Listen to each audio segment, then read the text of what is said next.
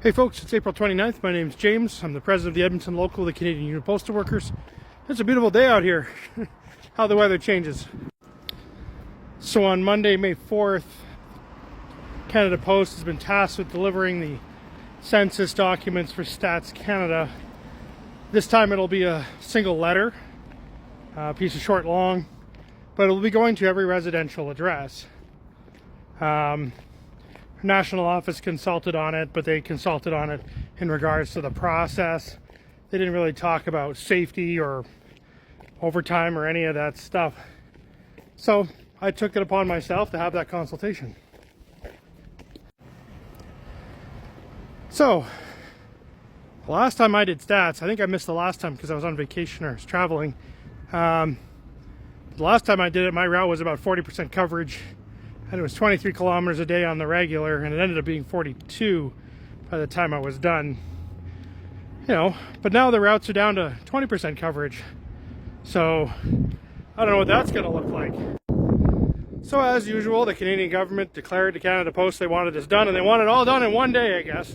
I'm not sure if there was any pushback from Canada Post on that, but you know, make it safe, make it home. That's their motto. So anyway, I definitely told them that next time they should consider giving us more than one day to deliver them because of the lengths of the routes. But they don't really care. And neither does the Canadian government. You're just their slaves. They're whipping dogs. Get it done. Anyway, so we talked about overtime, and they begrudgingly and difficultly said overtime will be authorized. Of course, check with your local supervisor. They might have a bonus they need to make. So confirm that before you do it. There's no requirement for you to do overtime. It's basically against federal law. However, in our contract under 1514, they could enforce forceback, but I don't think they will.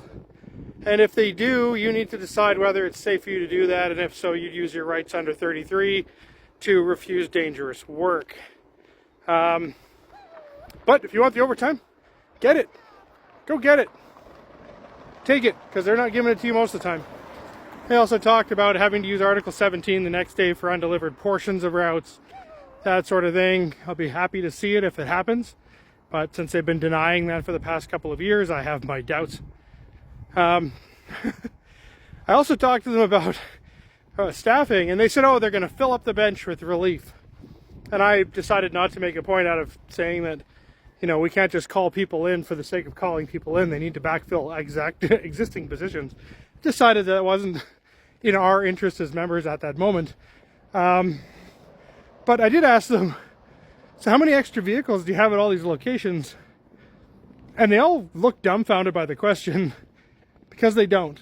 They don't generally have extra vehicles at any of the locations. Ironically, Delton might have the most extra vehicles. Even though they have the vehicles required to operate program.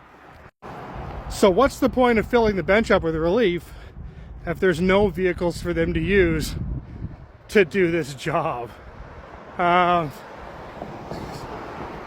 Just be so much simpler. We went back to the relay box system.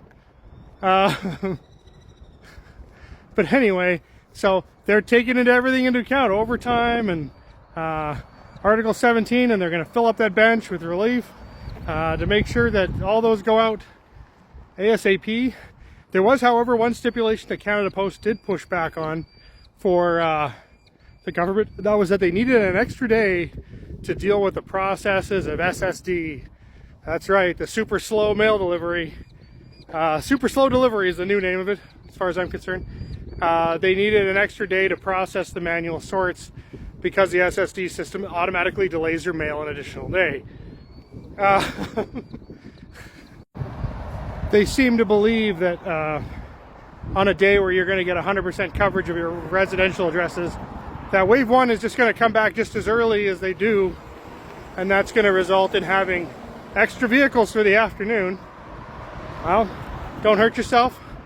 Take your breaks. Be safe. It's not a sprint. It's a marathon, literally. Have a great day.